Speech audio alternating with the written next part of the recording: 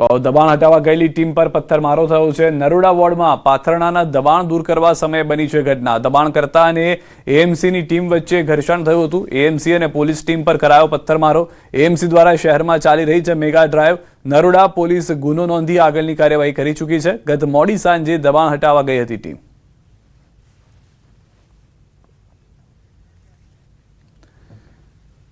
નડિયાદ મહાનગરપાલિકા બન્યા બાદ સૌથી મોટું મેગા ડિમોલિશન હાથ ધરાયું છે। નડિયાદ મહાનગરપાલિકા દ્વારા 1978માં બનાવેલી 48 જેટલી દુકાનો તોડવાની કામગીરી શરૂ કરાઈ છે।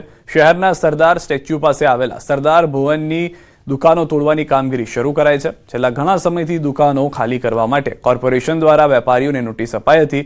વેપારીઓ નોટિસ લઈ હાઈકોર્ટના દ્વાર ખખડાવ્યા હતા। આખરે કોર્પોરેશન દ્વારા આજે વહેલી સવારથી ડિમોલિશનની કામગીરી શરૂ કરાઈ છે। જો કે ડિમોલિશનની કામગીરીને પગલે નડિયાદના મુખ્ય બજારમાં લોકોના ટોળેટોળા ઉમટ્યા છે। दुकानदारों ने वैकल्पिक व्यवस्था आपीने सत्वरे दूर करवा जणाव्या हतुं। अमे आ दुकानदारों ने वैकल्पिक व्यवस्था पण आपी दीधी छे अने आ जर्जरित माळखुं बजारमां कोई पण जानहानी न थाय अने नागरिकोनी सलामती जळवाई रहे ए हेतुथी जल्दीथी जल्दी दूर करवुं जरूरी हतुं। एना माटे थईने आजनी आ कामगीरी चाले छे। નસવાડી તાલુકામાં ફરી એકવાર વિકાસની વરવી વાસ્તવિકતા સામે આવી છે। કુપ્પા ગામની સગર્ભાને પ્રસૂતિનો દુખાવો પડતા 108ને ફોન કર્યો, પણ કુપ્પા ગામે કાચા રસ્તાને લઈને 108 આવી શકતી નહીં, જેથી પરિવારજનોએ લાકડાની ઝોલી બનાવી સગર્ભાને અંદર સુડાવી ખભે ઉચકીને કુપ્પા ગામથી સાંકડીબારી ગામ સુધી લઈ જવાની ફરજ પડી। સાંકડીબારી ગામે 108 ઊભી હોય ત્યાં સગર્ભાને સોંપ્યા બાદ દુગ્ધા પીએચસીમાં સગર્ભાએ બાળકને જન્મ આપ્યો। જન્મ આપ્યા બાદ સગર્ભાને ફરી નસવાડી સીએચસીમાં રિફર કરાઈ હતી। આઝાદીના વર્ષો વીતી હજુ કુપ્પાથી સાંકળબારીનો કાચો રસ્તો સરકારે બનાવ્યો નથી।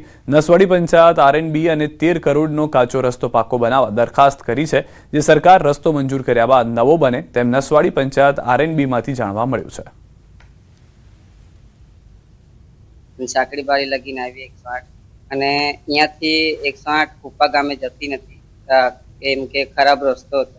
એના લીધે અમને ઠંડી કડક મોસમમાં મને પંબે ઉપાડીને લઈ આવવું પડ્યું સાંકડીબારી લગી।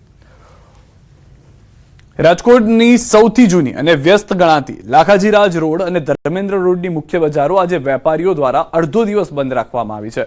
મુખ્ય માર્ગો પર વધતા પાથરણાના દબાણને લઈને લાંબા સમયથી દુકાનદારો અને પાથરણાવાળાઓ વચ્ચે વિવાદ ચાલી રહ્યો છે।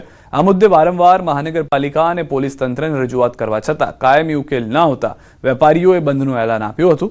બંધ દરમિયાન વેપારીઓ દ્વારા રામધૂન પણ કરવામાં આવી।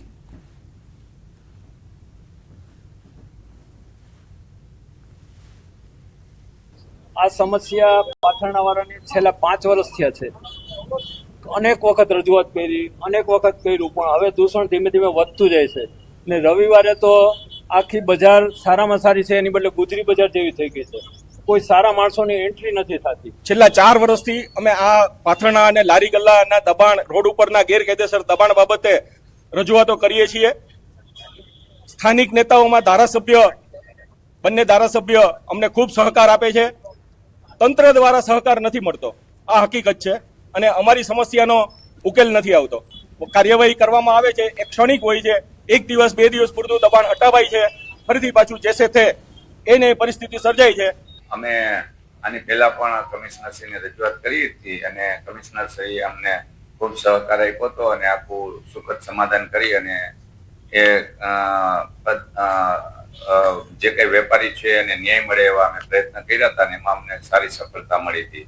મારી જાણમાં આજે પણ કંઈક આ લોકોએ બંધનું આયોજન કર્યું છે એવું આવ્યું છે અને હવે અમે એમનો સંપર્ક કરી અને એને જે મુશ્કેલી હશે એમાં સાથે રહી અને અમે એને મદદ કરશું અને સુખદ સમાધાન આવે એવા અમે પ્રયત્ન કરશું।